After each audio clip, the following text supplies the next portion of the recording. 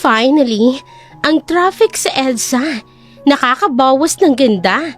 I seriously need retail therapy right now, Randy. Ay my gosh. Relax lang, babe. We're here. Just try to be nice today, please. Nice?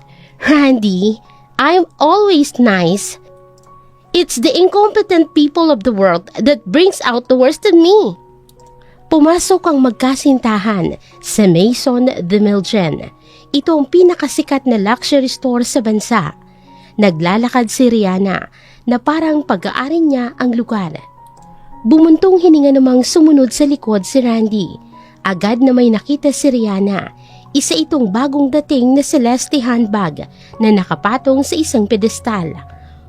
Oh my God! Is that the new Celeste limited edition? Sabi sa akin ng personal shopper ko, sold out na to everywhere. Nilapitan ni Rihanna ang bag at hinaplos ito.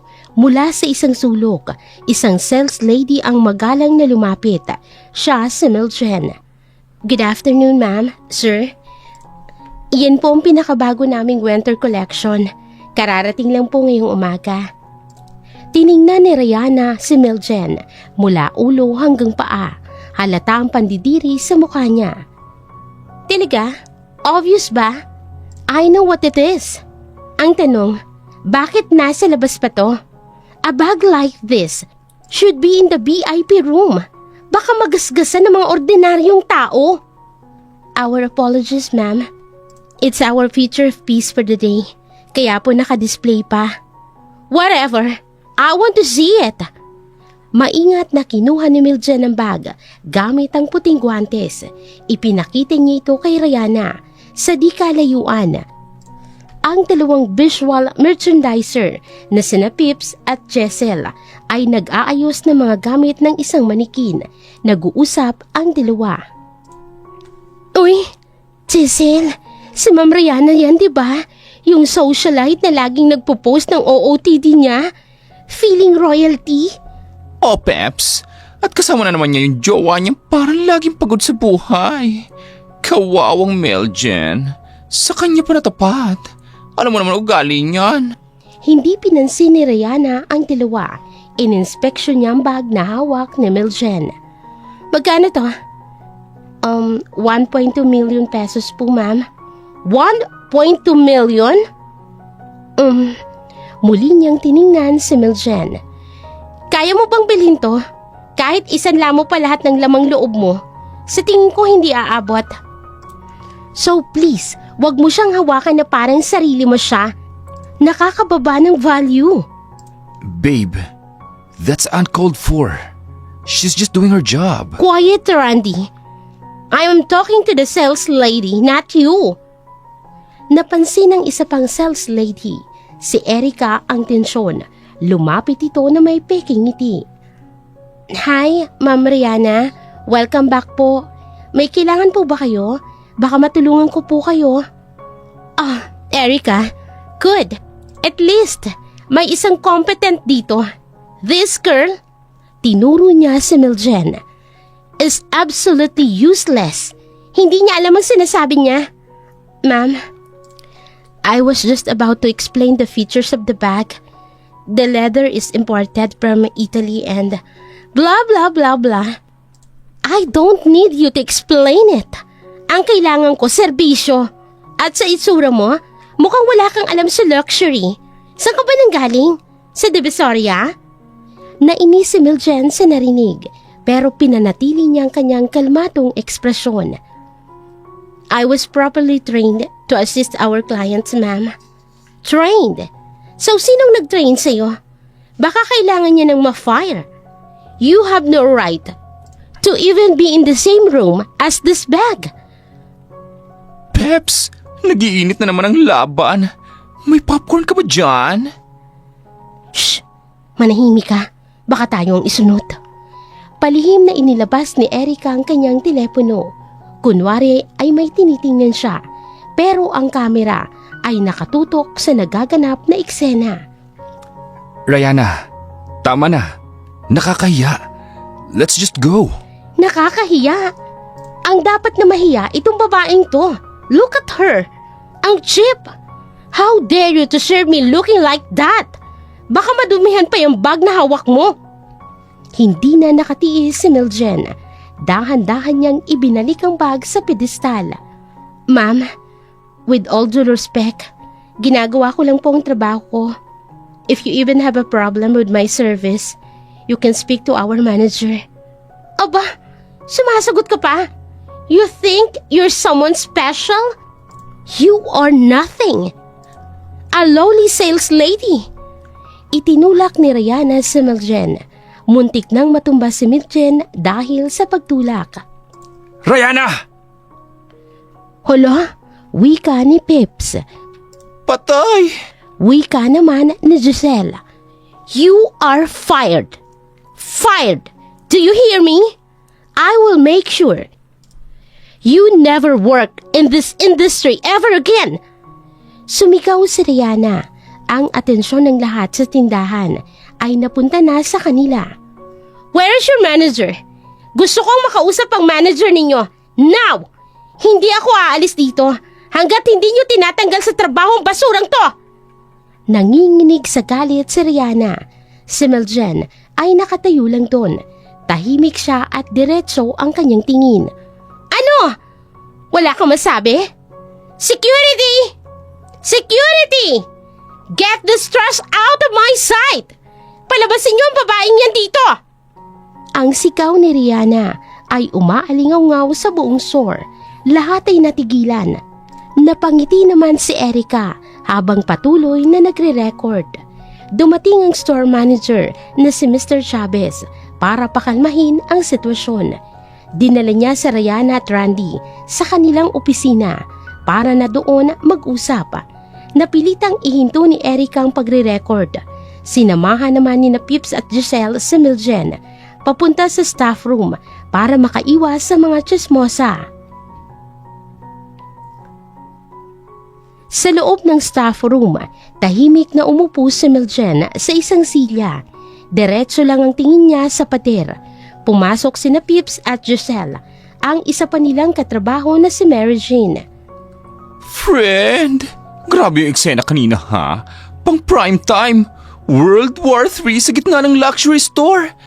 Akala ko sasabog na yung buong building sa sigaw ng Rayana na yon. Ay di sana sinampal mo, Miljen.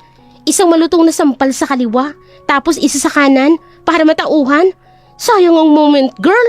Pinanindigan mo masyadong pagiging profesional. Hoy, ano ba kayo? Huwag niyo nang ganyanin si Miljen. Okay ka lang ba, ha?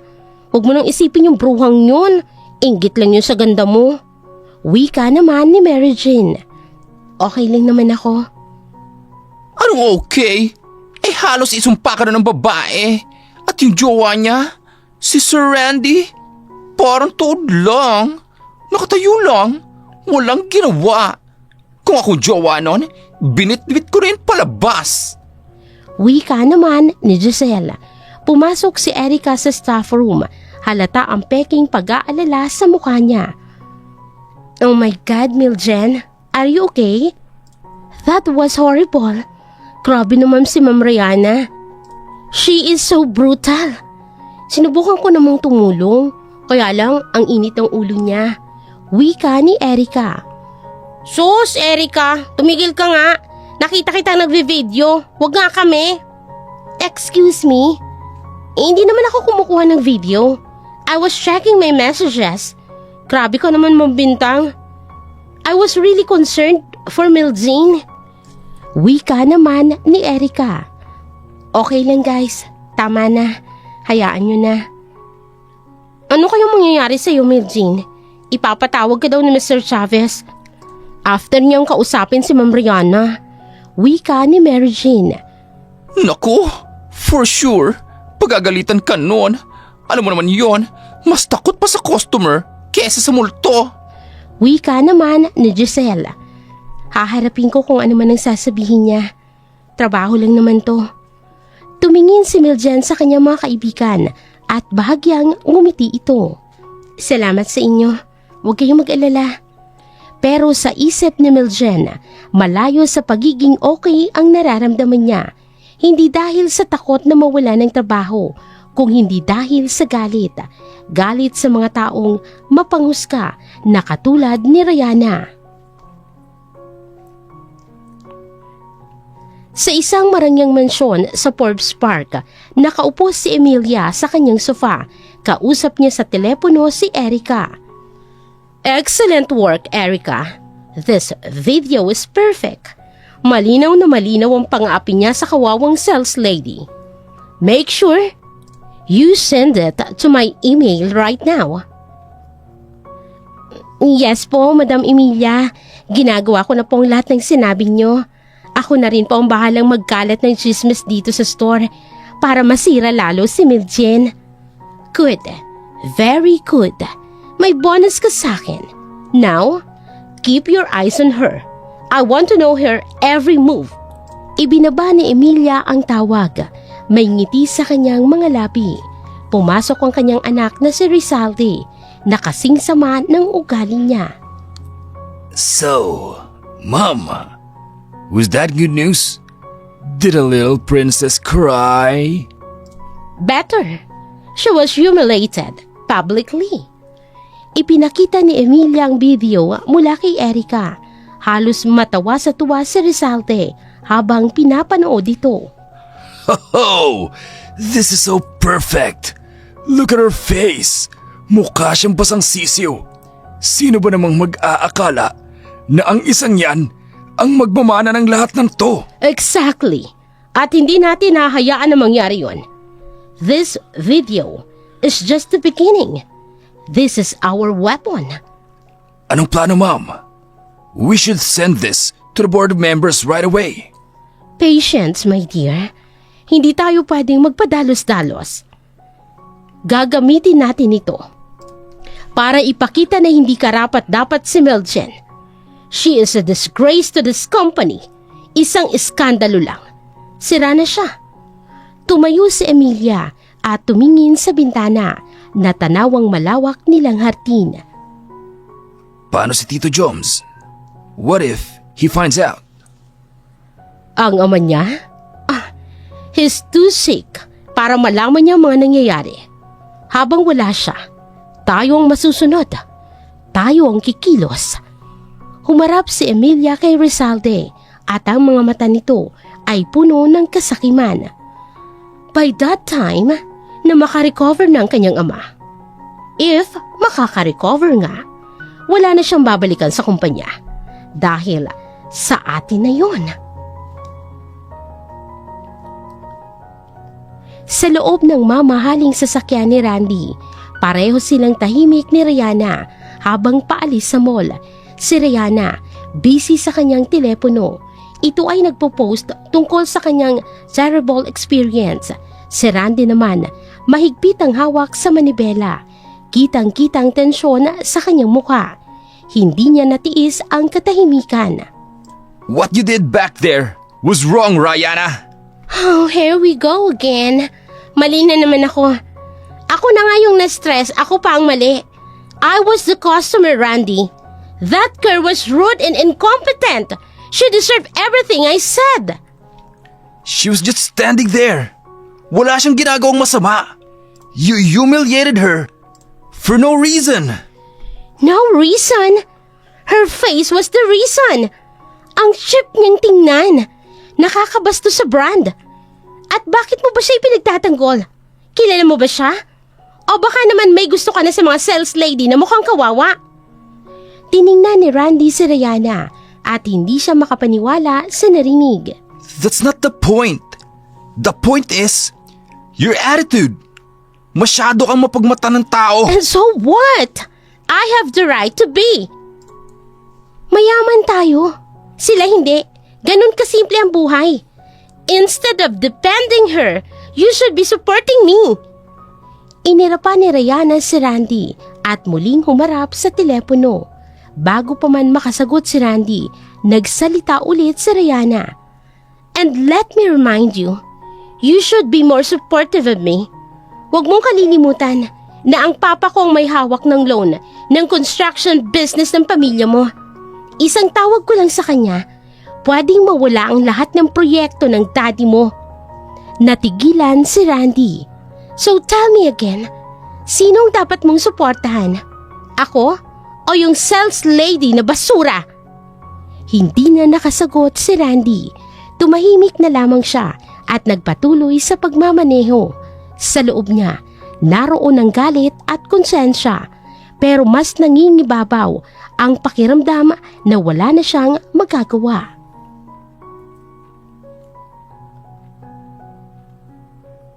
Pag-uwi ni Miljen sa kanyang simpleng apartment, naabutan niya ang kanyang yaya Lorna na naghahanda ng hapunan.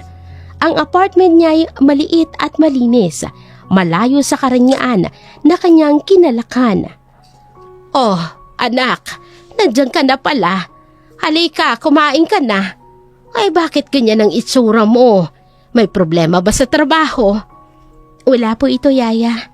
Pagod lang po ako." Umupo si Miljen sa pagkainan, ngunit napansin ni Lorna ang lungkot sa mga mata nito. Kilala niya si Miljen mula pagkabata. "Miljen, pinalaki kita. Huwag ka nang magsinungaling sa akin. Alam kong may mabigat kang dinadala. Anong nangyari?"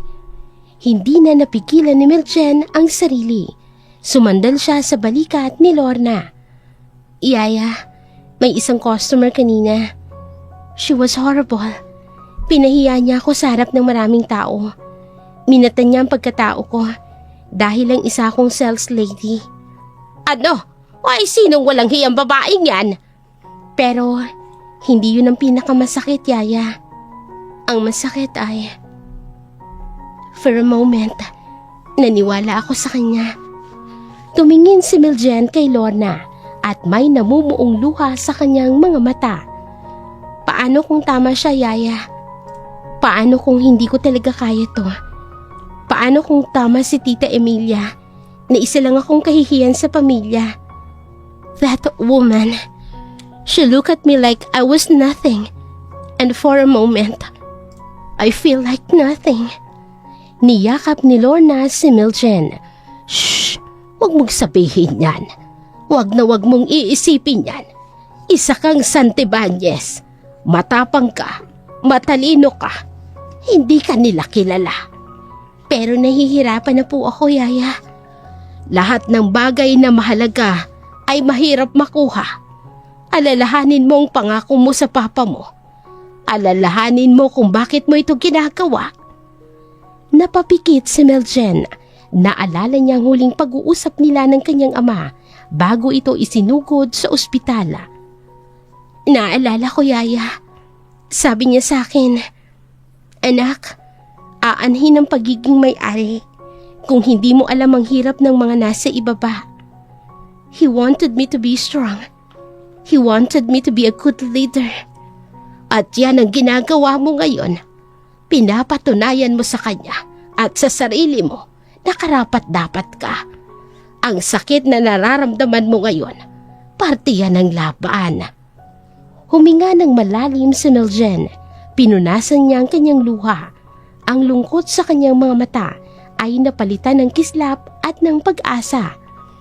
"Tama po kayo, yaya. Hindi ako pwedeng magpatalo sa tulad nila. Hindi ako pwedeng sumuko. Para kay papa, lalaban ako."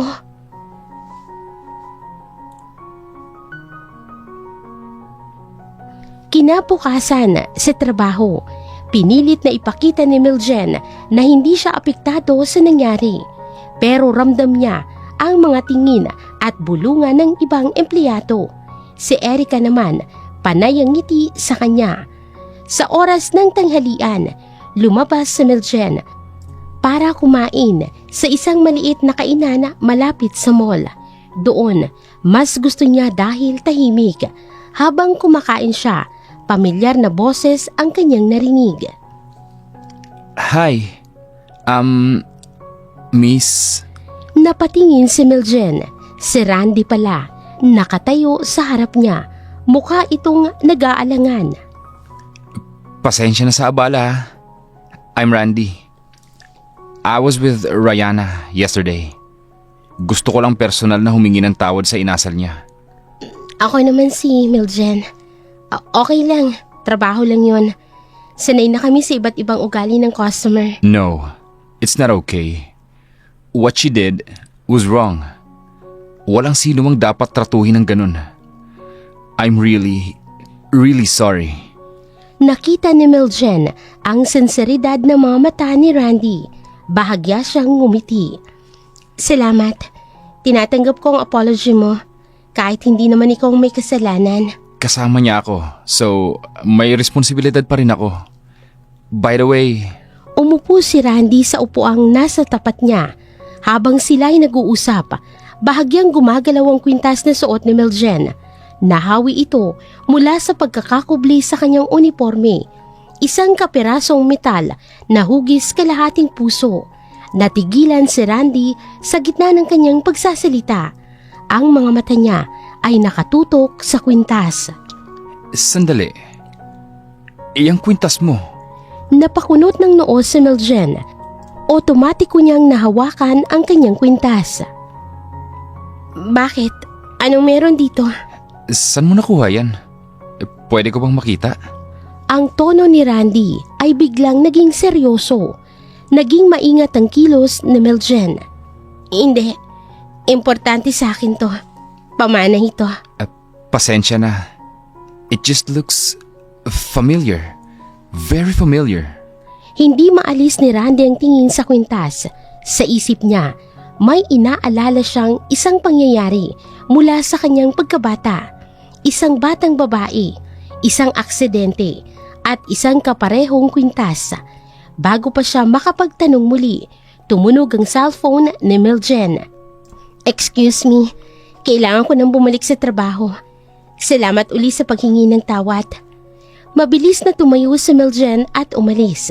Naiwan si Randy, natuliro at nag-iisip. Sigurado siya sa kanyang nakita.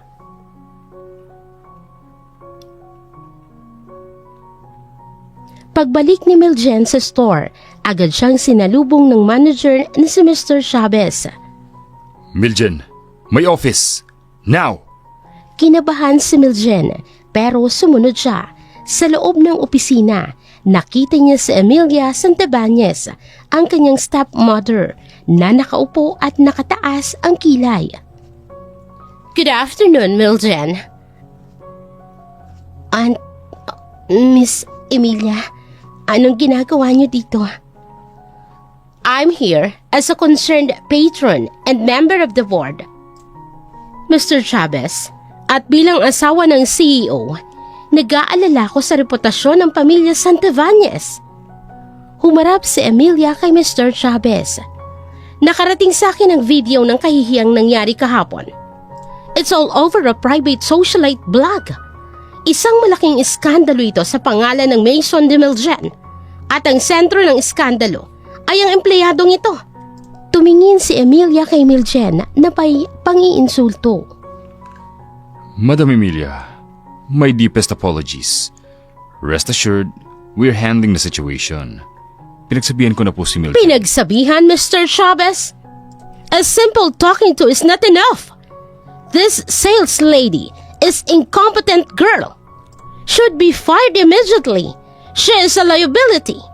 Ang isang empleyadong hindi kayang i-handle ang VIP clients, walang lugar sa kumpanyang ito.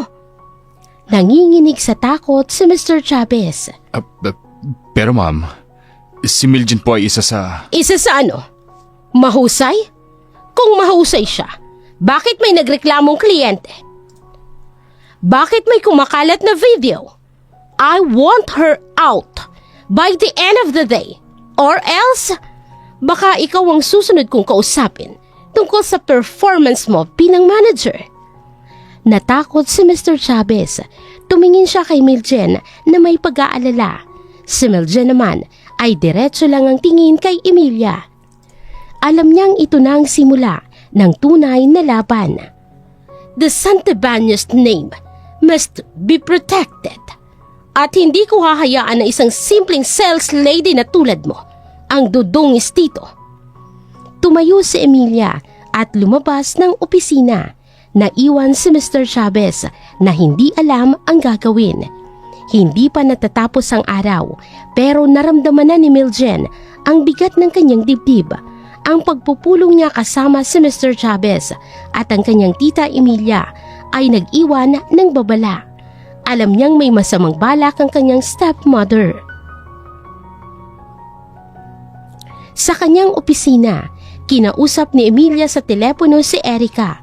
Galit ang tono ng kanyang boses. That incompetent manager! Hindi niya tinanggal si Miljen. All he did was give her a warning.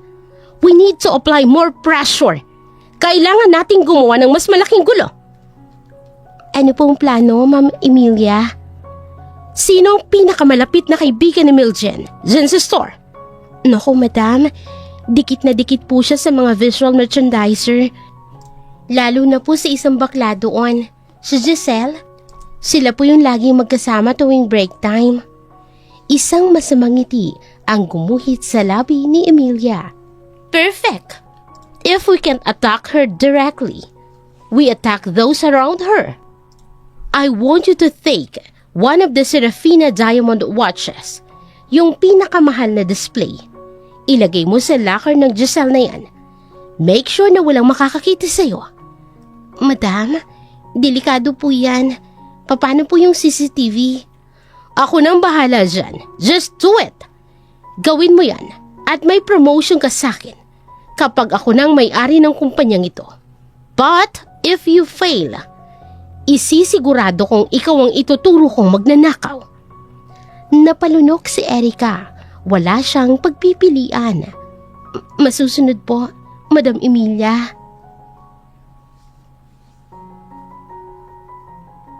Sa staff room, masayang nagkukwentuhan sina Miljen, Giselle, Peps at Mary Jean habang kumakain ng lunch. Ito ang tanging sandali sa buong araw kung saan nakakalimutan ni Miljen ang kanyang mga problema.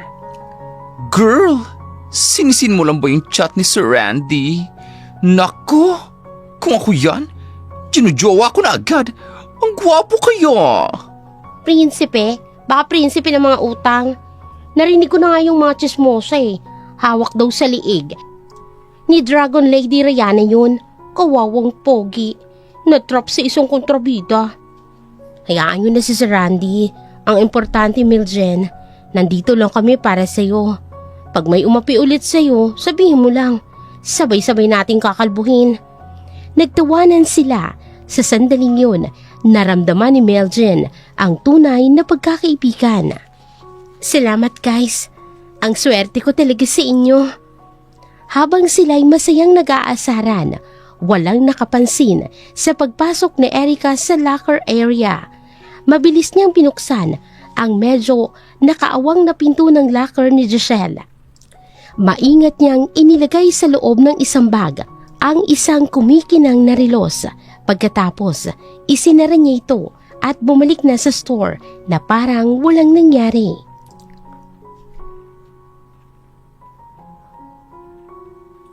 Makalipas ang isang oras, biglang pumasok sa staff room si Mr. Chavez kasama niyang dalawang security guard. Seryoso ang mukha ng manager. Good afternoon. Makinig muna kayong lahat. May importante akong sasabihin. Nagtipo ng lahat ng empleyado na nasa staff room. May nawawalang item mula sa ating display. Isang Serafina diamond watch worth 3 million pesos. Under company protocol, we need to inspect all lockers now. Nagkatinginan ang lahat. May bumulong, may kinabahan. Hala, 3 million? Sino naman gagawa nun? Isa-isang binuksan ng mga gwardya ang lockers. Pagdating sa locker ni Giselle, binuksan ito ng gwardya. Isang kumikinang na bagay ang nahulog mula sa bag niya. Ang nawawalang relos. Nanlaki ang mata ng lahat. Natigilan si Giselle. Ano yan? Teka, hindi sa akin yan ah. Sir, maniwala kayo. Hindi ko alam kung paano napunta yan dyan. Lumapit si Mr. Chavez at pinulot ang relos. Hindi sa'yo, pero nasa locker mo. Giselle, paano mo ito ipaliliwanag? Sa isang sulok, si Erica, takip ang bibig at kunwari gulat na gulat. Oh my God, Giselle! How could you? Akala ko kaibigan ka namin. Hindi totoo yan. Setup lang to. Wala akong ninanakaw.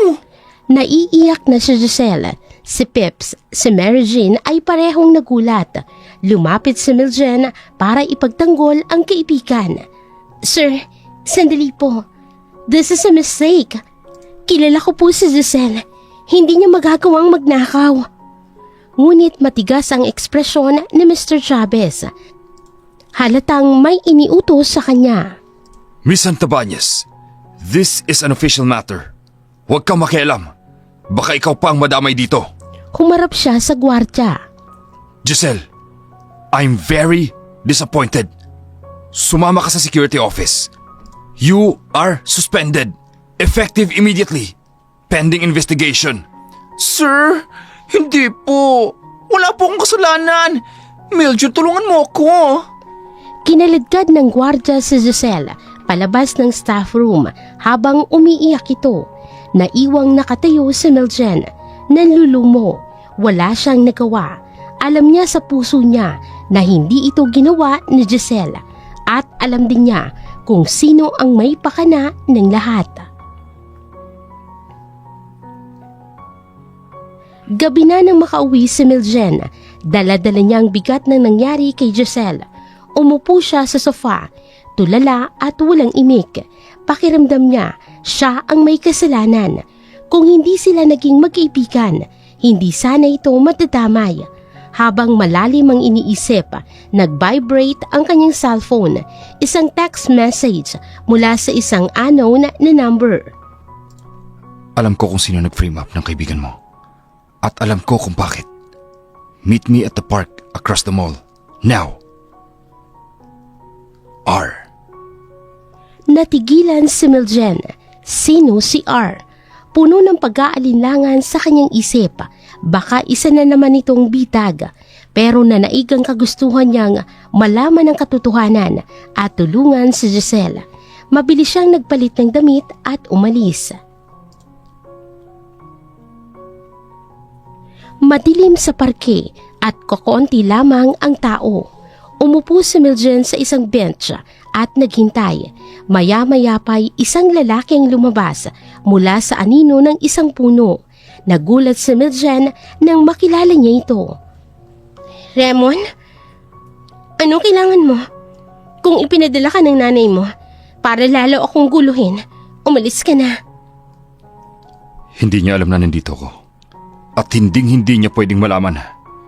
Seryoso ang mukha ni Raymond, malayo sa imahe niya bilang irresponsableng black sheep ng pamilya. I'm not here to hurt you, Miljen. I'm here to help you. Help me?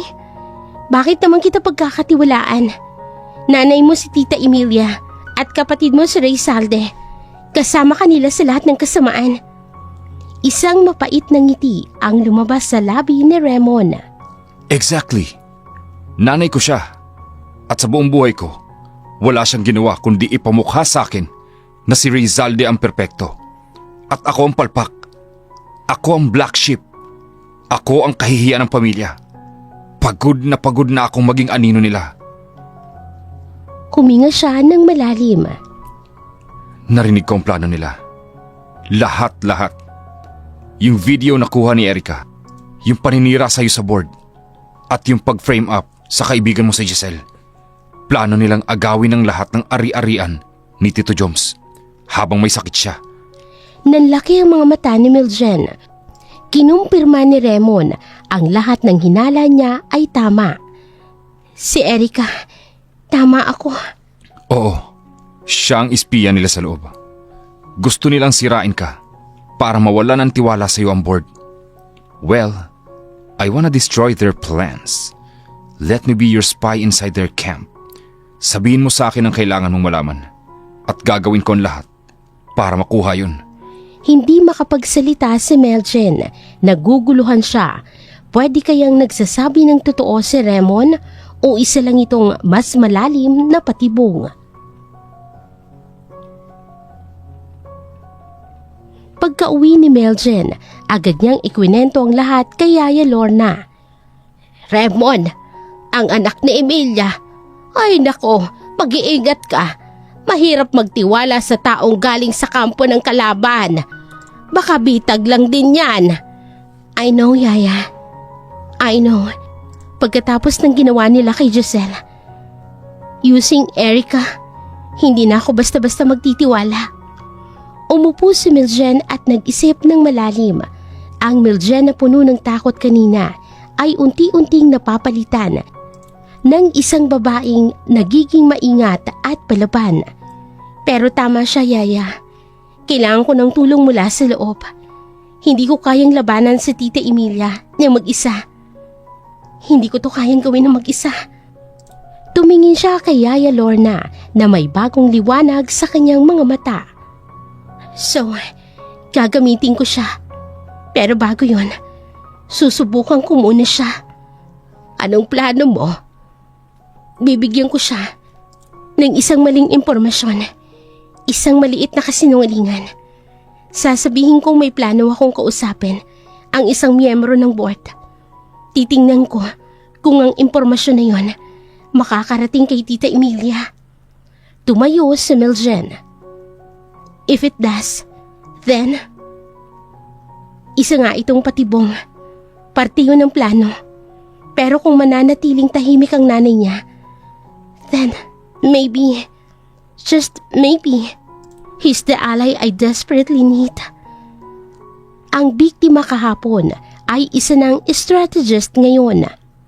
Silang nagsimula ng gulong ito, Yaya. Pero sisiguraduhin ko, ako ang tatapos.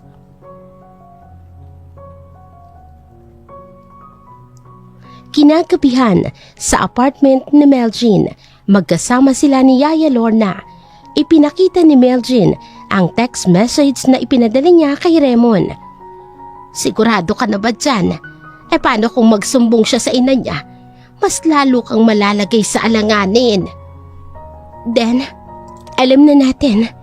At least, malalaman natin kung sino talaga ang kalaban at kung sino ang kakampi. This is a risk I have to take, Yaya. Pinindot ni Miljen ang send. Ang text ay para kay Raymond. Raymond, may balak akong kausapin si Mr. Tan. Isa sa mga board members na malapit kay Papa. I need to know kung loyal pa rin siya. Susubukan kong mag-set ng meeting sa kanya this week. Pagkatapos, ipinadala ang mensahe. Huminga ng malalim si Miljen. Nagsimula na ang pagsubok. Ngayon, ang kailangan na lang niyang gawin ay maghintay. Isang tensyonadong araw ang sumunod sa Maison de Miljen. Wala na ang dating sigla dahil sa pagkawala ni Giselle. Maging si Pips at Mary Jane ay matamlay.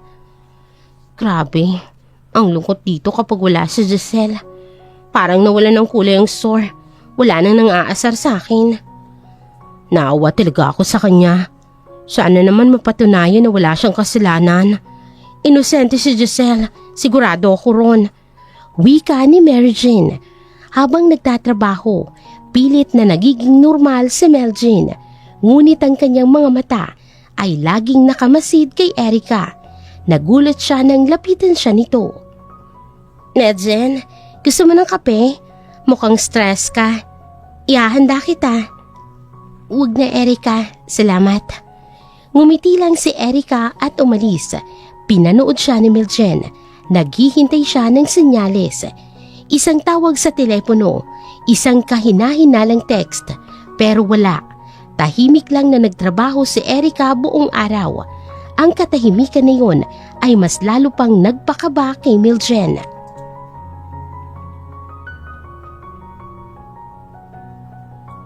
Gabi na. Pabalik-balik sa paglalakad si Miljen sa kanilang sala. Bawat tunog ng telepono niya ay nagpapatindig ng kanyang balahibo. Maya-maya, tumunog ulit ito.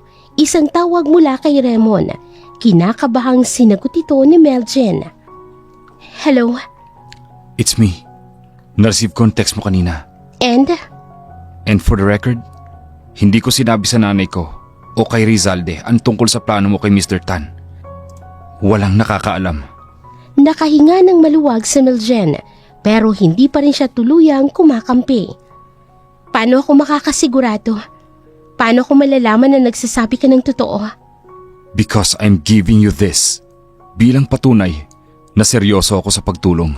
May sinabi si Raymond na ikinagulat ni Miljen. Ang nanay ko ay may secret dinner meeting bukas ng gabi.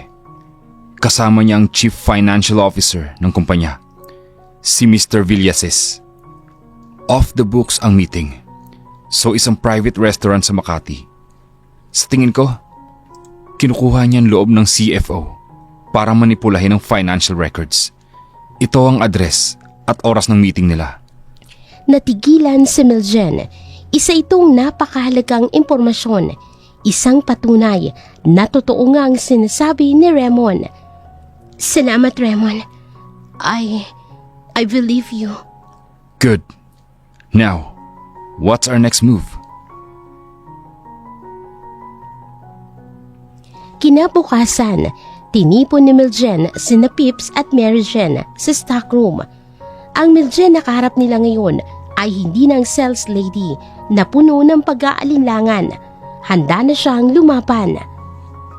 Guys, may plano ako para matulungan si Giselle. Pero hindi ko ito kaya na mag-isa. Kailangan ko ang tulong ninyo.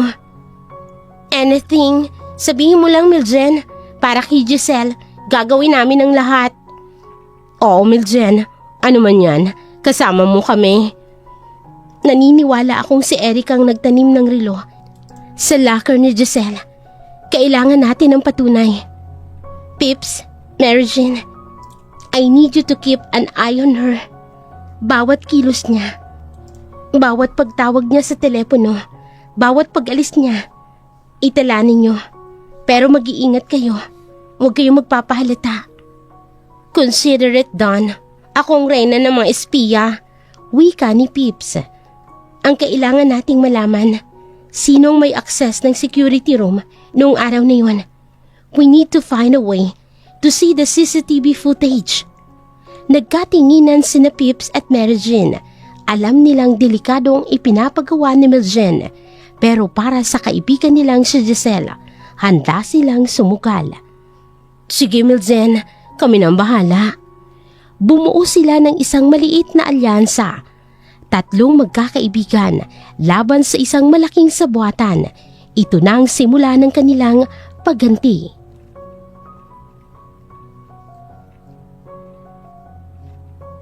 Gabi, sa loob ng sasakyan ni Raymond, tahimik na nagmamasid sina Miljen at Raymond.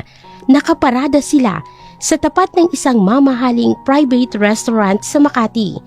Ito ang lugar na sinasabi ni Raymond kung saan magkikita si Emilia at ang CFO ng kumpanya. Kinakabahan ako, Raymond. Paano kung isa itong bitag? Hindi ito isang bitag. Nandito tayo para kumuha ng ebidensya. Trust me on this. Ilang sandali pa, isang itim na kotse ang huminto sa tapat ng restaurant. Bumaba ang isang lalaking nasa edad 50s na. Mukha itong kinakabahan. Ayan na. Yan si Mr. Villases. He's been with the company's CFO for 20 years. Sobrang loyal yan kay Tito Joms. Pero mukhang may katapat na presyo ang lahat ng tao para sa nanay ko. Pagkalipas ng ilang minuto, dumating ang sasakyan ni Emilia. Kumpiyansa itong pumasok sa loob. Mula sa kanilang kinauupuan, kitang-kita nilang table ng dalawa malapit sa bintana. Sa tingin mo, anong pinag-uusapan nila? Pera. Kapangyarihan. My mom is probably offering him a fortune to cook the books para palabasin na palugi na ang kumpanya sa ilalim ng pamamahala ni Tito Joms para mas madali niyang ma-justify ang takeover. Hindi nila marinig ang pinag-uusapan. Pero sapat na ang kanilang nakikita. Seryoso si Emilia habang nagsasalita. Si Mr. Villases naman hindi mapakali at panay ang punas ng pawis. Sa gitna ng kanilang pag-uusap, may inilabas na isang makapal na envelope si Emilia. Dahan-dahan niya itong itinulak sa gitna ng mesa, papunta kay Mr. Villases. Nag-aalinlangan si Mr. Villases. Tumingin siya sa paligid, pero sa huli, dahan-dahan niyang kinuha ang envelope at inilagay sa kanyang briefcase. Napabuntong hininga si Meljen. We need proof kung anong nasa loob ng envelope at kung anong pinag-uusapan nila. Leave it to me. May paraan ako para makapasok sa opisina ng nanay ko. Hahanapan ko ng kopya ng financial reports na mamanipulahin niya.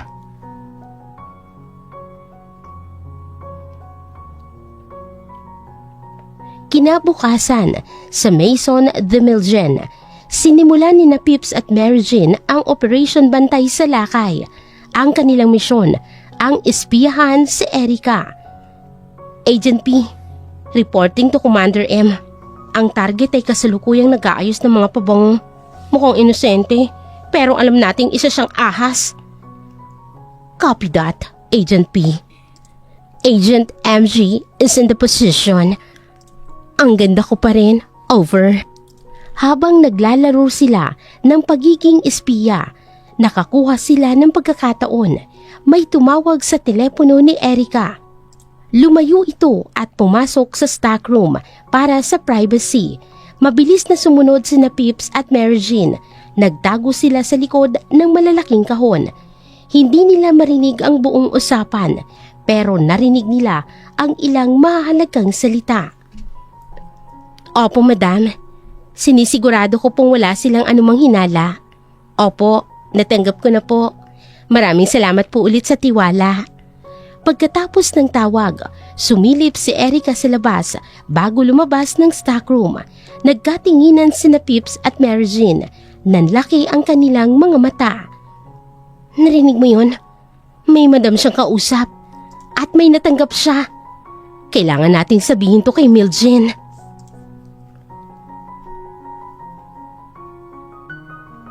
Sa kanyang kwarto, mag-isang nakaupo si Randy. Gulong-gulong isip niya mula pa noong nakausap niya si Meljen. May kinuha siyang isang maliit at lumang kahon.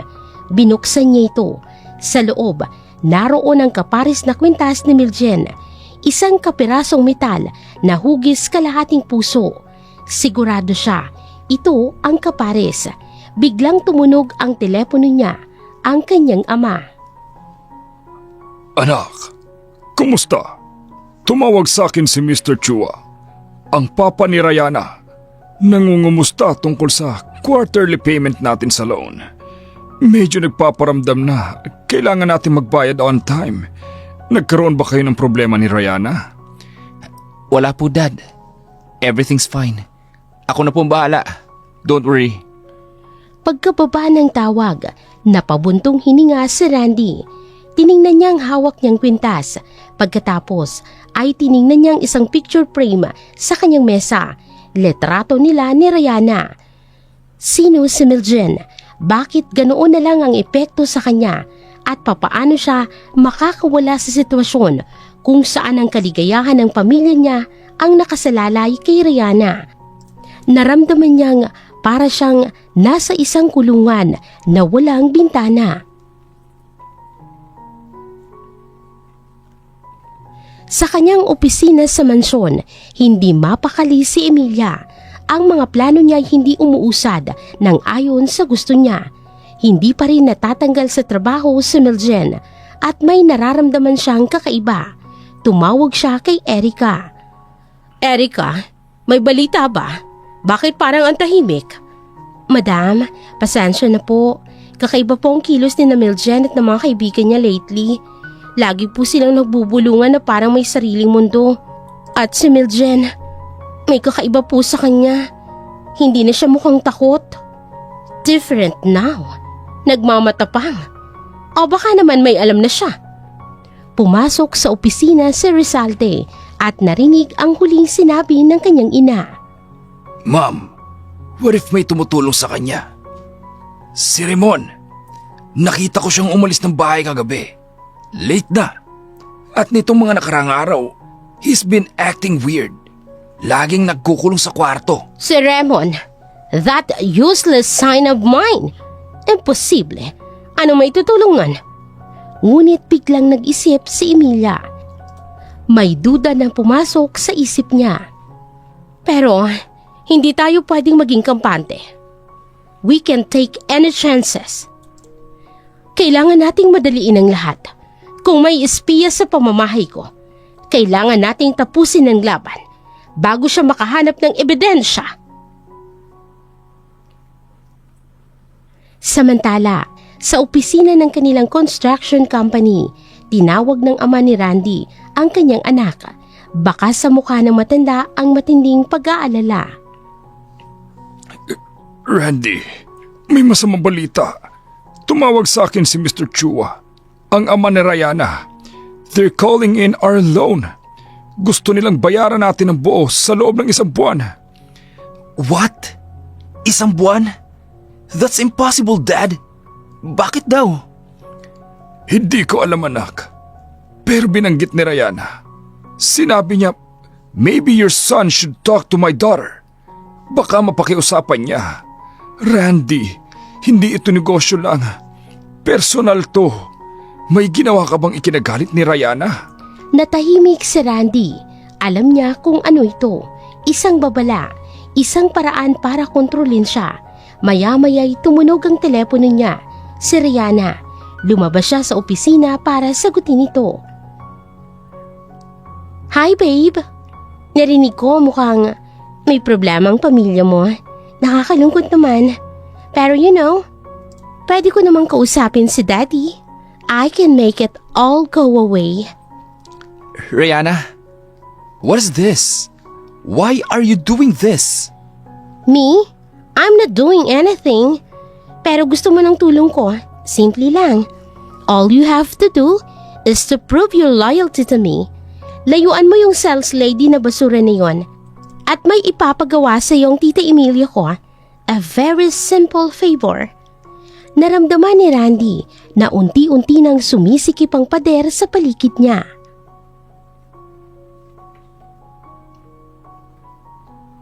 Gabi, sa mansyon ng mga Santibanez, nasa loob ng study room sina Emilia at Rizalde, nakakalat sa mesa ang mga dokumento ng kumpanya. Ma'am, kahit pa makuha natin ang suporta ni Mr. Villases, marami pa ring board members ang loyal kay Tito Joms. His reputation is too clean. Mahihirapan tayong sirain yon. Isang masamang ngiti ang lumitaw sa labi ni Emilia. Reputation can be destroyed, my dear. Kung hindi natin kayang sirain ang performance ng kumpanya, then we will destroy the man himself. May kinuha siyang isang folder na may lamang lumang dokumento. Matagal ko nang itinatago ito. Mga papeles sa mga unang negosyo ni Jones, kasamang papa ko. Karamihan dito ay walang kwenta. Pagkatapos, may inilabas siyang isang peraso ng papel na ibang itsura sa isang espesyal na ballpen. Pero sa tulong ng konting malikhaing pagsusulat at isang peking perma, pwede nating palabasin na sinimula ni Jom Santibanez ang kumpanyang ito sa pamamagitan ng pagnanakaw mula sa pamilya ko. Nanlaki ang mga mata ni Rizalde sa tuwa. That's brilliant, Mom. It's perfect. Hindi lang nila tatanggalin si Miljen. Sisirain nila ang buong ligasiya ng mga Santibanez. Tiningnan ni Emilia ang dokumento na may tagumpay sa kanyang mga mata. Ito na ang kanyang pinakamalakas na sandata. Bukas na bukas din, tatawag ako ng isang emergency board meeting. Oras na para tapusin ang labang ito. Oras na para bawiin ang dapat ay sa atin.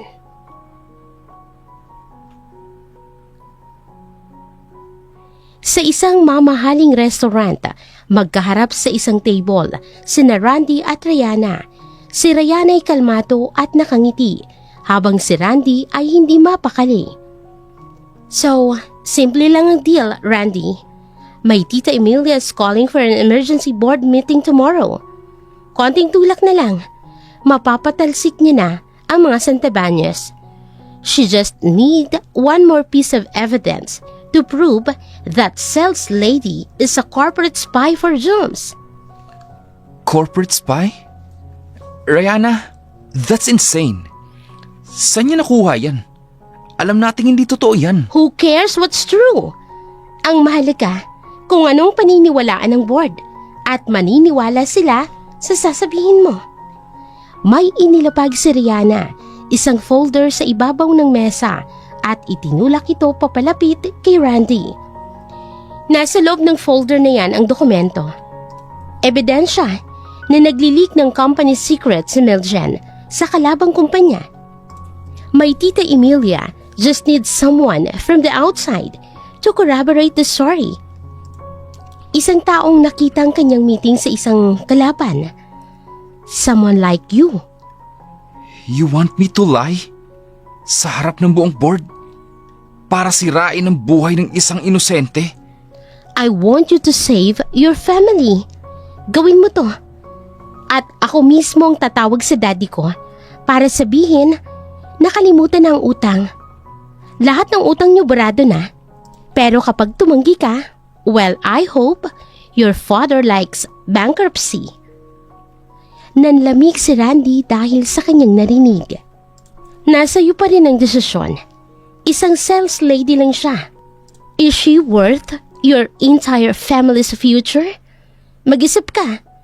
Kailangan ko ng sagot before midnight. Gabi, sa mansyon ng mga Santibanez, tahimik ang buong bahay.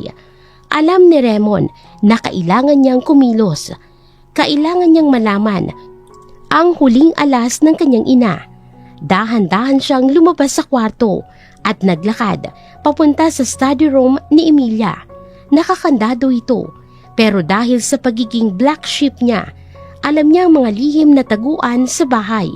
Kinuha niyang duplicate key na nakatago sa ilalim ng isang paso. Nanginginig ang kamay niya habang binubuksan ang pinto. Pagpasok niya, agad niyang hinalughog ang mesa ng ina. Nakita niyang agenda para sa emergency meeting kinabukasan at sa ilalim nito nakita niyang isang dokumento na mukhang luma. Binasa niya ito. Ito ang peking dokumento. Ang dokumentong nagsasabing ninakaw ni Joms Santibanez ang pundasyon ng kumpanya mula sa pamilya ni Emilia. Nanginig si Raymond sa galit. Hindi niya akalain na kayang gawin ito ng sarili niyang ina. Mabilis niyang kinuha ang telepono at piniktura ng bawat pahina ng dokumento. Habang ginagawa niya ito, may narinig siyang mga yabag papalapit si Rizalde. Mabilis siyang nagtago sa ilalim ng malaking mesa. Pumasok si Rizalde. May kinuha lang sa isang drawer at lumabas na ulit. Nakahinga ng maluwag si Raymond. Mabilis siyang lumabas ng study. Isinarang pinto at ibinalik ang susi. Kailangan niyang makausap si Miljen.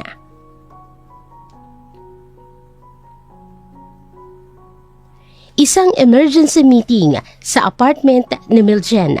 Nandoon si Yaya Lorna, Pips at Mary Jean. Biglang dumating si Raymond, hingal na hingal. Raymond, anong nangyari? May problema tayo. Malaking problema. Ipinakita ni Raymond sa telepono ang mga litrato ng peking dokumento at ang meeting agenda. Gulat na gulat ang lahat. Mulang hiya, hindi lang si Miljen at Giselle ang sinisira nila. Pati ang pangalan ni Sir Jones, dinamay pa. Anong gagawin natin? The meeting is tomorrow afternoon. Wala na tayong oras para maghanda. Umupo si Miljen. Tiningnan niya ang litrato sa telepono. Ang takot na nararamdaman niya noong una ay biglang nawala. Napalitan ito ng isang matinding galit at ng tapang. Tumayo siya. Ang mga mata niya ay nag-aalab. Tama kayo. Wala na tayong oras. So we have to use a little time na mayroon tayo. Hindi tayo magpapatalo. Humarap siya sa kanila, isa-isa. Ang boses niya ay kalmado, pero puno ito ng otoridad.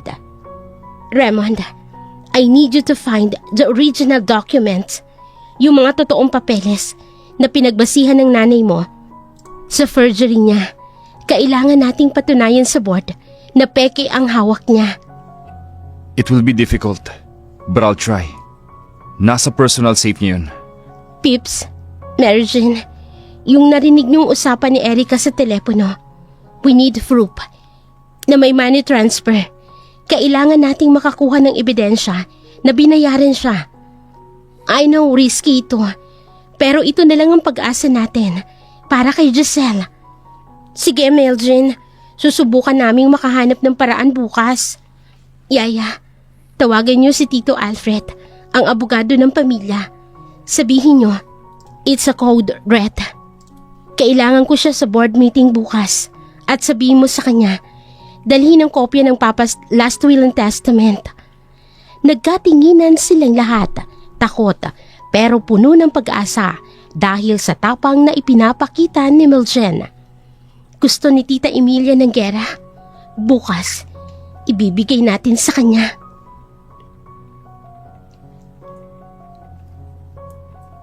Araw ng emergency board meeting, ngunit bago pa man ito magsimula, may mga misyon na dapat munang matapos.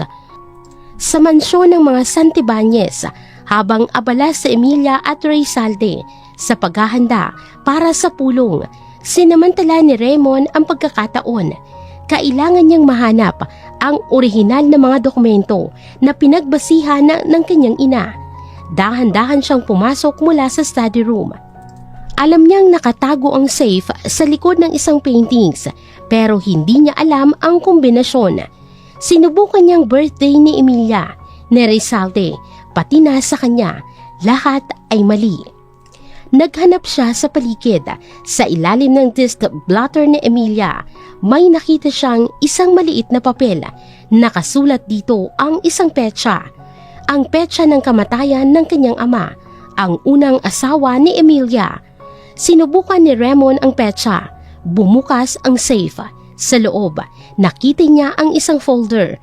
Naglalaman ito ng mga totoong dokumento. Mabilis niya itong pinicturan. Ito na ang patunay na pineke ni Emilia ang kasaysayan para sa sarili niyang interes. Bago pa siya makaalis, narinig niyang boses ni Rizalde sa labas. Mabilis siyang nagtago sa likod ng makapal na kortina. Pumasok si Rizalde, may kinuha lang na libro. At umalis na din agad. Nakahinga ng maluwag si Raymond at mabilis na tumakas.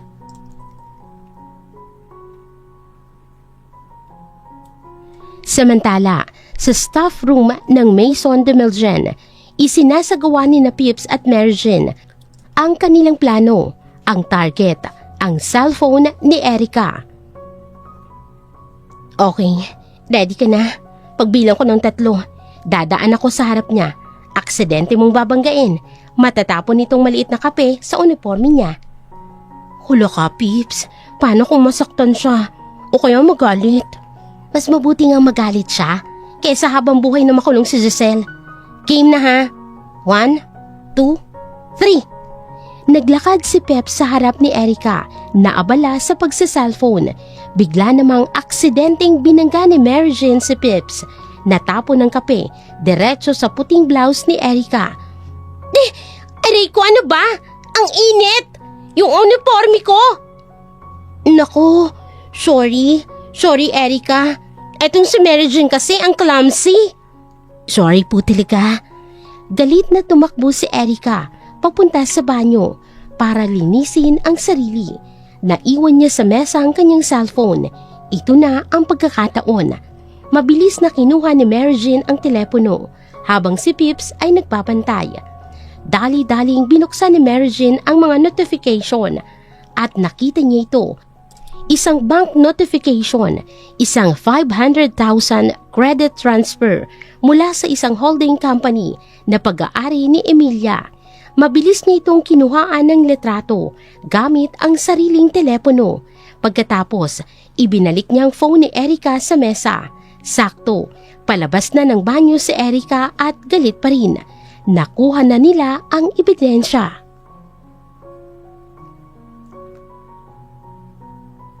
Nasa loob ng sasakyan si Randy, nakaparada sa isang lugar kung saan walang nakakakita sa kanya. Nasa passenger seat ang folder na ibinikay ni Rihanna, ang folder na sisira sa buhay ni Meljin. Tinitigan niya ito, pagkatapos ay tinitigan niya ang kanyang telepono. Nag-flashback sa isip niya ang lahat.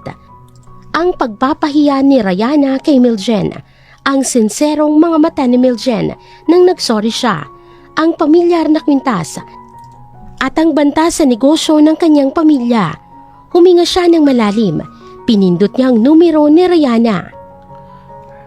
Rayana, it's me. I've made my decision. Good. Alam ko namang pinili mo kung anong dapat. So, see you at the meeting later. No, hindi ko gagawin ang pinapagawa niyo. Natigilan si Rayana. Ang pamilya ko, hahanap kami ng ibang paraan. Pero hindi ako magiging parte ng mga kasinungalingan ninyo. Tapos na tayo, Rayana. For good. Ibinaba niyang tawag bago man makasigaw si Rayana.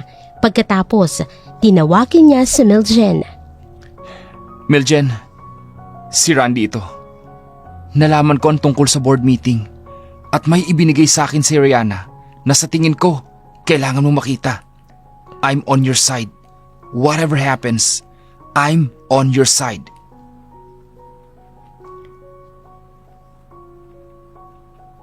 Isang oras bago ang board meeting, nagkita sina Miljen at Randy sa isang tahimik na coffee shop.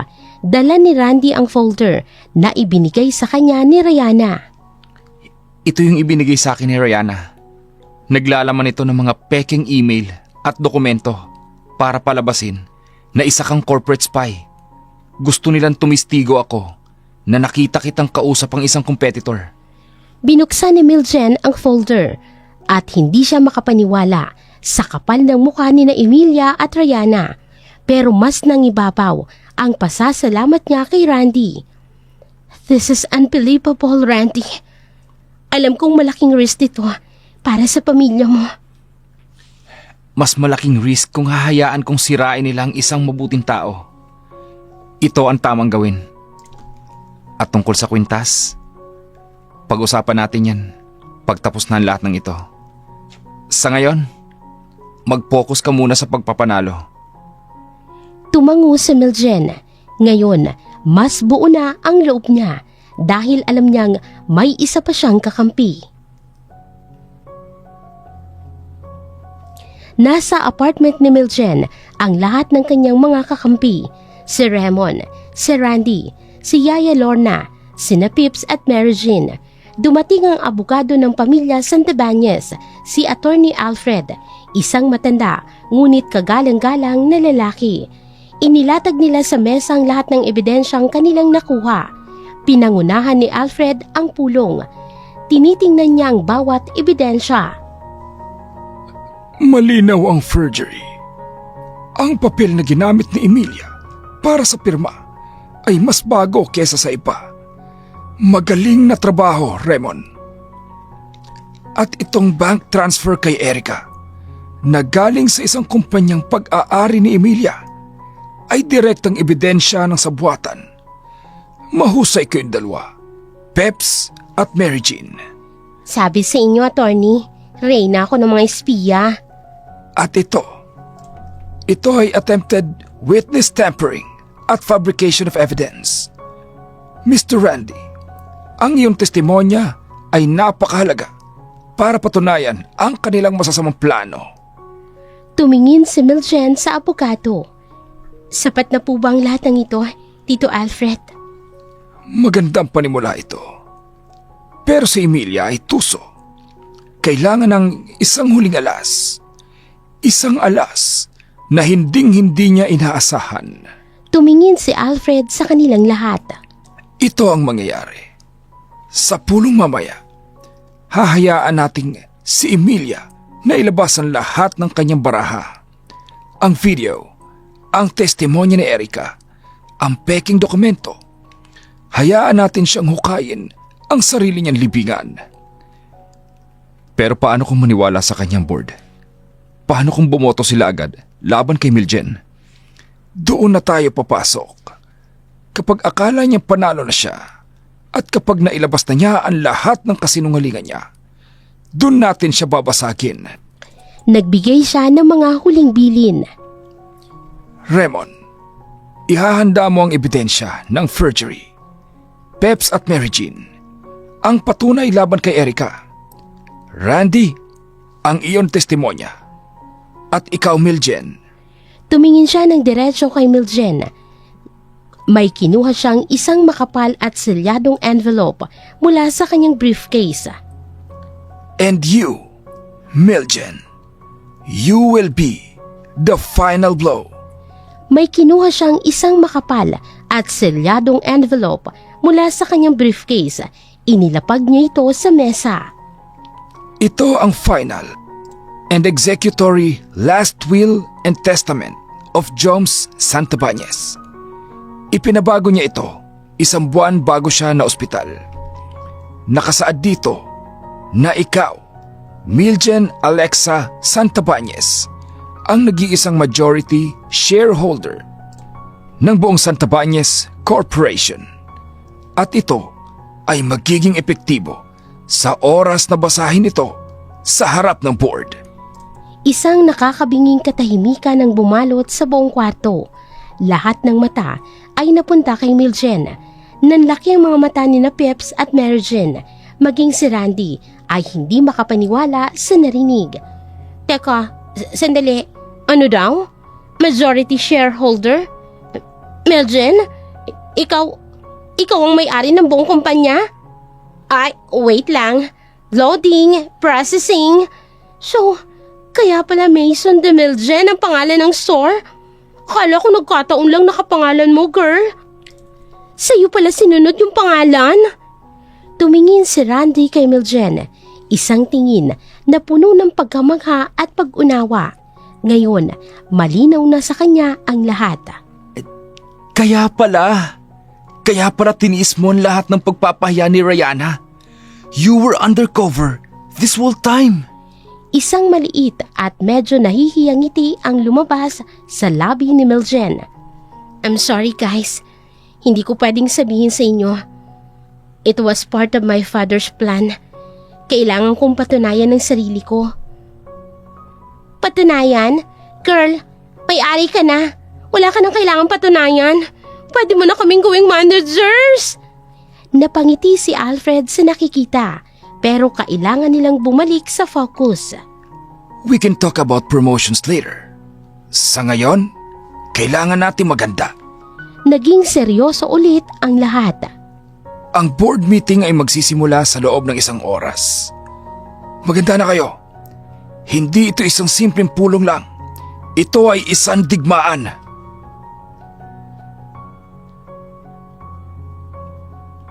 Ang Santabanez Corporation Tower ay isang dambuhalang gusali na gawa sa salamin at bakal. Ito ang simbolo ng kapangyarihan ng pamilya Santabanez. Para kay Miljen, ito ang unang pagkakataon na papasok siya rito hindi bilang isang tagapagmana, kung hindi bilang isang akusado. Kasama niya si Alfred, Raymond at Randy. Lahat sila ay nakasuot ng formal na damit. Seryoso ang kanilang mga mukha. Remember the plan. Hayaan niyo siyang ilabas ang lahat ng alas niya. Huwag kayong magsasalita o mag-react kahit ano pang sabihin niya. Understood? Understood, Tito Alfred. Pagdating nila sa labas ng boardroom, nakita nila sina Emilia, Rizalde at Erica na naghihintay. Kasama rin nila si Rayana. Nagtama ang mga mata ni Miljen at Emilia. Malaki at marangya ang boardroom. Nakaupo sa paligid ng isang mahabang mesa ang lahat ng miyembro ng board. Umupo si Emilia sa pinakadulo, ang pwesto ng chairperson. Thank you all for coming for this emergency meeting. Ipinatawag ko ang pulong na ito dahil sa reputasyon ng Santabanez Corporation. Isang legasiya na binuo ng yumaong asawa ko at ni Joms Santabanez na nasa matinding panganib. Tumingin siya ng diretso kay Miljen na nakaupo sa kabilang dulo ng mesa. At ang panganib, nakakalungkot mang sabihin, ay nagmumula mismo sa loob ng ating kumpanya. Ang lahat ng board members ay napatingin kay Miljen. To begin, I want to show you something. Nagsignal si Emilia sa kanyang assistant. Isang malaking screen sa pader ang lumitaw. Dito, ipinalabas ang video na kuha ni Erica sa cellphone. Ang buong eksena ng pag-aaway ni Rihanna at Miljen, ang sigawan, ang pagpapahiya. Habang pinapanood ng buong board ang video, nagsasalita si Emilia. As you can see, a simple customer complaint was escalated into a public scandal. Dahil ito sa kawalan ng profesionalismo ng isang empleyado. Ang empleyadong ito ay si Miljen. Pagkatapos ng video, tumingin si Emilia sa board. Ang mukha niya ay napuno ng peking pagkaalala. Para mas maintindihan natin ang nangyari, narito ang empleyadong nakasaksi sa lahat. Miss Erica, please tell the board what you witnessed. Tumayo si Erica. Nanginginig ang boses niya na parabang siya ang biktima. Nagtanong lang po si Ma'am Rihanna tungkol sa bag. Pero si Miljen po, parang mainit ang ulo niya that day. Siya pong nag-umpisang sumagot ng pabalang. At totoo po, lagi po siyang may attitude problem. Dahil din po sa kanya, kaya nagkaroon ng gulo at insidente ng pagnanakaw sa store. Sumunod na nagsalita si Rihanna. I was traumatized by the experience.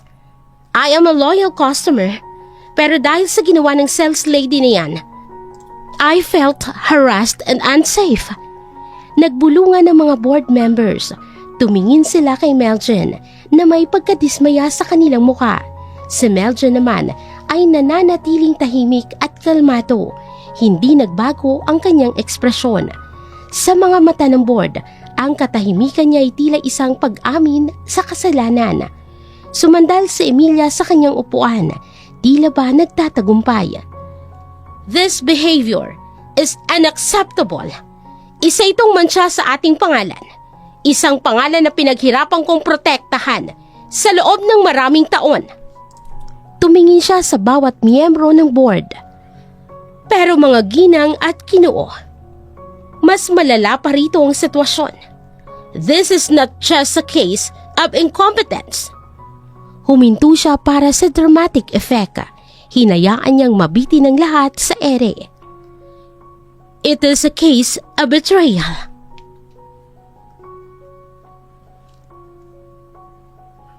Ang mga salita ni Emilia ay bumagsak na parang bomba sa gitna ng boardroom. Betrayal, isang mabigat na akusasyon. Ipinagpatuloy niya ang kanyang pagsasalita. For many years, itinago ko ang isang napakasakit na sikreto. Isang sikreto tungkol sa tunay na pundasyon ng kumpanyang ito. Nagsignal na siya sa kanyang assistant. Ang peking dokumento ay ipinakita sa malaking screen. Ang pirma ay kamukha ng pirma ni John Santibanez. These documents prove that the initial capital used by John Santibanez to start this corporation was stolen. Ninakaw itong mula sa aking ama. Jones betrayed his business partner, took everything, at itinayo ang imperyong ito on a throne of lies. Gulat na napatingin ng board member sa dokumento. Si Jones Santibanez ay isang alamat, isang taong kilala sa kanyang integridad. Ang akusasyon ni Emilia ay halos hindi kapani-paniwala. Pero ang dokumento ay nasa harap na nila. Tumingin si Emilia kay Miljen. It seems the apple doesn't fall far from the tree. Ang pagtataksil ay nasa dugo na niya. Nasa dugo yata ng mga Santibanez. Lalong naguluhan ang board. Tumingin sila kay Miljen na nananatiling tahimik. Pakiramdam nila, totoo ang sinasabi ni Emilia. Nakaramdam si Emilia na nasa kanya ng lahat ng alas. Oras na para sa huling dagok. At ang pagtataksil na ito, hindi lang nasa dugo niya. Ito ay nasa kanyang mga gawa. May ebidensya kami na si Miljen ay isang corporate spy. Naglilik siya ng mga disenyo natin sa ating pinakamalaking kalaban. ang The House of Devereaux. Muling nagbulungan ng board. Ito na ang pinakamabigat na akusasyon. Humarap si Emilia kay Randy. Ang boses niya ay malambing, puno ng kasiguraduhan na gagawin ni Randy ang gusto niya. At para patunayan ito, nais kong tawagin ang aming huling testigo, Mr. Randy Chua. Mr. Chua, pakiusap. Sabihin mo sa board ang iyong nakita. Sabihin mo sa kanila ang tungkol sa secret meeting na nasaksihan mo sa pagitan ni Miljen at ng isang executive mula sa Devereaux. Lahat ng mga mata ay napunta kay Randy. Dahan-dahan siyang tumayo. Ngumiti si Rayana. Sigurado na sa kanila ang tagumpay. Ganoon din si Emilia. Tumingin si Randy kay Emilia, pagkatapos ay kay Miljen at sa wakas sa buong board. My name is Randy Chua. At totoo po na kinausap ako ni Madam Emilia at ni Rayana para tumistigo ngayong araw. Ngumiti si Emilia. Ito na yun. Kinausap nila ako para pilitin akong magsinungaling. Ang ngiti sa mukha ni Emilia ay biglang naglaho. Nanlaki ang mga mata ni Rayana. Ang buong boardroom ay nabalot ng kulat. Sinubukan nila akong i-blackmail. Ginamit nila ang pagkakautang ng pamilya ko para sirain ang buhay ng isang inosenteng tao. Ibinigay nila sa akin ang folder na ito. Inilapag ni Randy sa mesa ang folder na ibinigay ni Rayana. Puno ito ng mga peking ebidensya na gusto nilang ilabas ko bilang katotohanan. Ang akusasyon ng corporate spying laban kay Miljen ay isang malaking kasinungalingan at plinano mismo ni Madam Emilia. Ang katahimikan ay biglang napalitan ng malakas na bulungan. Nagkagulo ang buong board. This is preposterous! Sinungaling! How dare you! Nagbabayad ka ba ng utang na loob sa babaeng yan? Randy, what are you doing? Siraulo ka ba? Sinisira mo ang lahat! Sa gitna ng kaguluhan, isang malakas na boses ang pumutol sa lahat. Si Alfred, na kanina patahimik, ay dahan-dahang tumayo. Ang kanyang presensya ay nagpatikil sa lahat. Order! Order in this meeting! Tumahimik ang lahat. Tumingin sila sa abogado. Tumingin si Alfred ng diretso kay Emilia na ngayon ay namumutla sa galit at takot. Madam Emilia, you have presented your very creative fiction. Maraming salamat sa iyong performance. Ngayon, kami naman ang magpapakita ng mga katotohanan.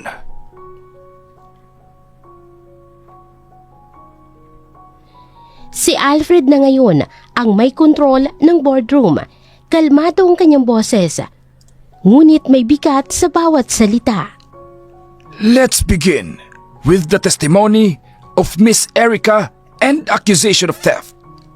Ipinakita sa screen ang letrato ng bank transfer na nakuha ni na Pips at Mary Jane. This is a bank transfer record. Nagpapakita ito na si Miss Erica ay nakatanggap ng 500,000 pesos mula sa isang holding company na pag-aari ni Madam Emilia. Natanggap niya ang pera isang araw pagkatapos ma-frame up ang inosenteng empleyado na si Giselle. This is not salary. This is a payment for a crime. Namutla si Erica at napatingin kay Emilia. Nagsimula na siyang manginig. Hindi totoo yan. Pinilit lang nila ako. Wala akong kasalanan. Next, the document claiming that Mr. John Santibanez was a theft. Tumingin siya kay Raymond. Tumayo si Raymond at hinarap ang board. My mother presented a forged document. Ngunit narito ang mga litrato ng orihinal na mga papeles na kinuha ko mismo mula sa kanyang personal na safe.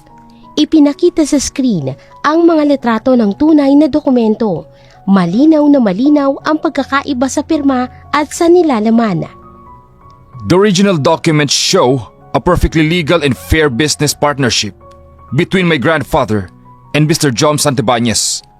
My mother faked everything. Nagkagulo ang board. Ang kanilang paghanga kay Emilia ay napalitan ng galit at pandidiri. Cornered na si Emilia. Lies! Puro kasinungalingan! This is a conspiracy! I am still the member of this board. Asawa ko nang nagtatag ng kumpanyang ito. I am Santibanez! Actually, about that, Kinuha ni Alfred ang selyadong envelope. Dahan-dahan niyang sinira ang selyo sa harap ng lahat. this is the final matter of today's meeting. Bilang abogado ng pamilya, tungkulin ko na basahin ang final and executory last will and testament of Joms Santibanez. Isang nakakabinging katahimikan ang bumalot sa silid. Binasa ni Alfred ang testamento. Ang boses niya ay malinaw at malakas. I hereby bequeath 75% of my shares in Santibanez Corporation, making her the majority shareholder and chairperson to my one and only daughter, Miljen Alexa Santibanez. Natulala ang lahat. Si Emilia, Rizalde at Erica ay parang nakakita ng multo. Pagkatapos ng ilang segundo, ang katahimikan ay binasag ng palakpakan mula sa mga board members at ang isa-isang bumati kay Miljen. Biglang bumukas ang pinto ng boardroom. Pumasok si Papa Joms, nakasakay sa wheelchair pero diretso ang tingin. Kasama niya si Yaya Lorna. Emilia, Nanginig si Emilia sa takot nang makita ang asawa. Joms, gising ka na? You're here. narinig ko ang lahat at nakita ko ang lahat. Security! Pumasok ang dalawang kwarta. Escort these 3 women out of my building. They are no longer welcome here. All their shares are forfeited. As for the company bylaws on corporate sabotage, I don't want to see their faces ever again. Joms, no! Please, it's me, your wife! Tito Joms, patawarin niyo na po kami. Hindi sila pinakinggan ni Joms. Kinaladkad ng mga gwardya palabas na Emilia, Rizalde at Erica. Ang kanilang paghahari ay tapos na. Ang balita ay mas mabilis pa sa kidlat. Pagbaba ni Miljen ng main floor ng Maison de Miljen, kasama ang kanyang ama, si Alfred at si Randy, lahat ng empleyado ay natigilan. Ang sales lady na dati nilang pinagtsitsismisan, ang babaeng inapi sa harap nila, ay ang nag-iisang may-ari pala ng lahat. Habang naglalakad si Miljen sa gitna ng store, isa-isang huminto sa pagtatrabaho ang mga empleyado. Si Mr. Chavez ang unang yumuko bilang tanda ng paggalang. Sumunod ang cashier, sumunod ang iba pang sales ladies, sumunod ang mga visual merchandiser. Hanggang sa buong store ay tahimik. Ang lahat ng empleyado ay nakayuko sa harap ng kanilang bagong pinuno. Sa gitna ng lahat ng ito, pabalik sa store si Rihanna. Galit na galit dahil hindi niya makontak si Randy.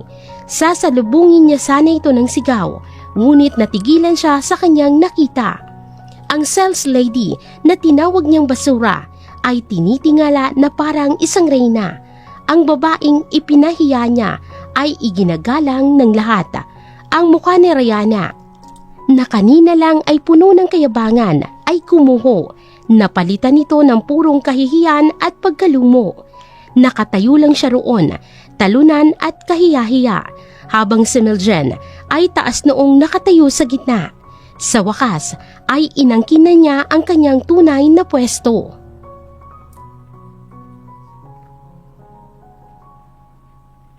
Kinabukasan, sa unang pagkakataon, pumasok si Miljen sa opisina ng CEO, ang dating opisina ng kanyang ama. Ang mga alaala ay naroon, Ngunit ngayon, oras na para gumawa siya ng sarili niyang ligasiya. Kasama niya sina Raymond, Pips, Mary Jean at Yaya Lorna. Ipinatawag niya si Mr. Chavez. Mr. Chavez, please come in. Nanginginig na pumasok ang manager. My first official order bilang CEO ay ang reinstatement ni Giselle. He will be cleared of all false charges, given fallback pay, and promoted to the Senior Visual Merchandising Officer. The company, we will also issue a formal public apology for the mistake. Nakahinga ng maluwag si Pips at Mary Jean. Peps, Mary Jean, for your unwavering loyalty and bravery, you are both promoted to team leaders of your department. Congratulations. Yes! Narinig mo yun, Mary Jean? Team leader na tayo. Hindi na tayo alipin. Salamat, Miljen. Maraming salamat. Ngayon, si Mr. Chavez naman ang hinarap ni Miljen. Ang boses niya ay naging seryoso. At para naman sa iyo, Mr. Chavez, hinayaan mong maapi ang empleyado mo. Nagpadala ka sa takot at pressure. You failed to protect your people. Miss Santabanez, patawarin niyo po ako. But I also understand the pressure you were under. Kaya bibigyan kita ng isang huling pagkakataon. Prove to me that your loyalty is to the company and its employees, not to the bullies. Do you understand? Yes. Yes, ma'am. Opo, pinapangako ko po. Thank you, ma'am. Mabilis na umalis si Mr. Chavez. Sa huli, si Ramon ang kinausap ni Miljen. Ramon, hindi mangyayari ang lahat ng ito kung wala ka. Tinulungan mo ko kahit delikado para sa'yo. You're my sister, Miljen. Kahit stepsister lang. Gusto ko sanang i-offer sa iyong posisyon na Chief Operation Officer. You will work alongside me. It's time for you to show them what the black sheep can really do. Sa unang pagkakataon, nakita ni Miljen na naiyak si Raymond. Hindi dahil sa lungkot, kung hindi dahil sa wakas, may isang taong naniniwala na sa kanya. Sa kabilang bahagi ng opisina, kausap ni Papa Joms si Randy. Randy, iho, I heard what you did. Isinugal mo ang kinabukasan ng pamilya mo para sa tama. Your father is a good man at hindi dapat madamay ang negosyo niya dahil sa kasamaan ng iba. Ginawa ko lang po ang tama, sir. The Santibanez Corporation will take over your family's loan at babayarin namin ito ng buo. Consider it a thank you gift from my family to yours. Hindi makapaniwala si Randy. Sa wakas, malaya na ang kanyang pamilya.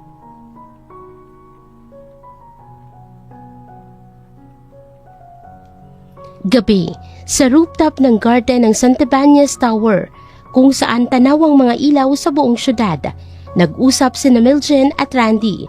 Sa wakas, ay silang dalawa na lamang. So, Mason de Miljen. Ang may-ari pala, kasama ko lang. I should have known.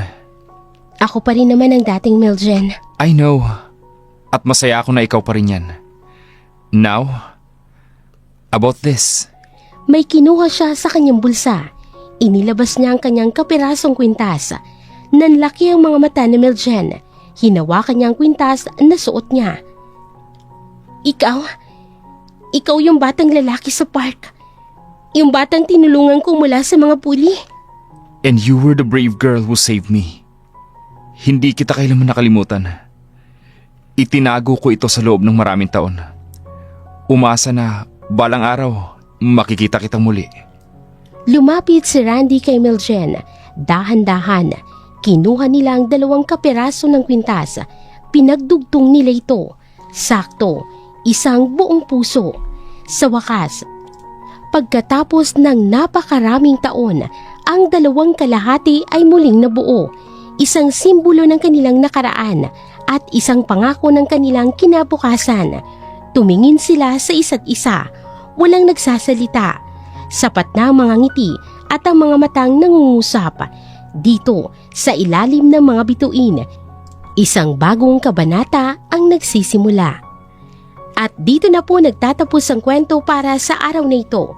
Sana po'y nagustuhan ninyo ang kwentong ito at kinapulutan ng aral. Muli, maraming salamat sa patuloy ninyong suporta sa ating channel.